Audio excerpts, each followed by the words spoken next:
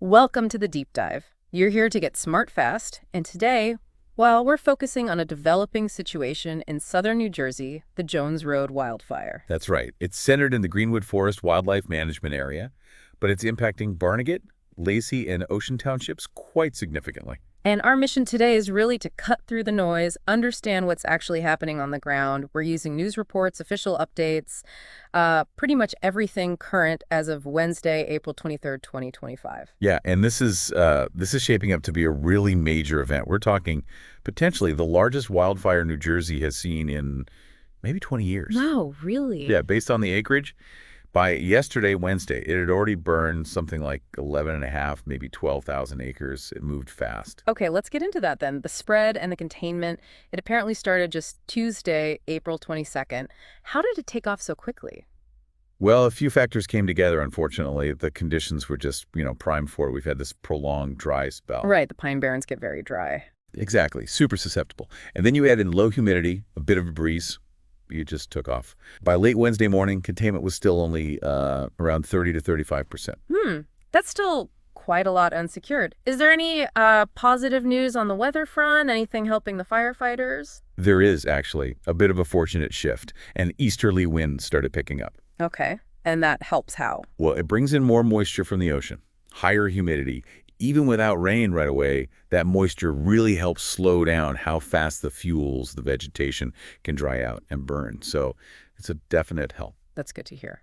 Okay, so a huge area affected. What about the people, the communities nearby? We heard about evacuations early on. Yes, that's right. Initially, there were mandatory evacuations ordered, affected parts of Ocean and Lacey townships. Thousands of residents had to leave. That must have been disruptive. Absolutely. But the good news, the most recent update we have from yesterday, is that those evacuation orders were lifted. People were allowed back home. Okay. Yeah. And the state government stepped in? Yes. Acting Governor Wade declared a state of emergency for Ocean County. That basically helps get resources where they need to go faster, streamlines the response. Makes sense. What about travel? Roads must have been a mess. Oh, definitely. A big section of the Garden State Parkway was closed for a while between exit 63 and 80, and Route 532 as well. Major arteries. Wow, that affects a lot of people. Huge disruption. But again, good news, both the Parkway and Route 9, another key road, were reopened as of yesterday.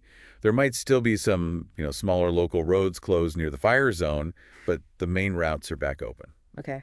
And power. Fires and power lines don't mix well. No, they don't. There were significant outages. Over 25,000 JCP&L customers lost power across Barnegat, Berkeley, Lacey, and Ocean Townships. 25,000. Yeah. Crews are working hard on restoration, though. Hopefully that number's much lower by now. Let's hope so. Now the damage. This is always the big worry. Were homes lost? This is probably the best news out of a bad situation. Reports indicate a commercial building was destroyed, and some vehicles too.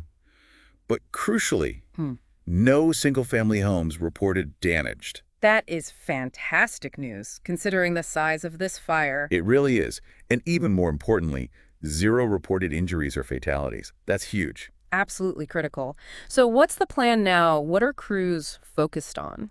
Well, the New Jersey Forest Fire Service is leading the charge, obviously, with lots of help from local fire departments. They're still actively fighting it. Right. 2 shelters were opened, Southern Regional High School in Manahawkin and Manchester Township High School. Though with evacuations lifted, maybe less demand now. The main focus currently is hitting those hotspots, mopping up, and just making sure everything is safe for residents who've returned. Okay. And the million-dollar question, do we know what started it? Not yet.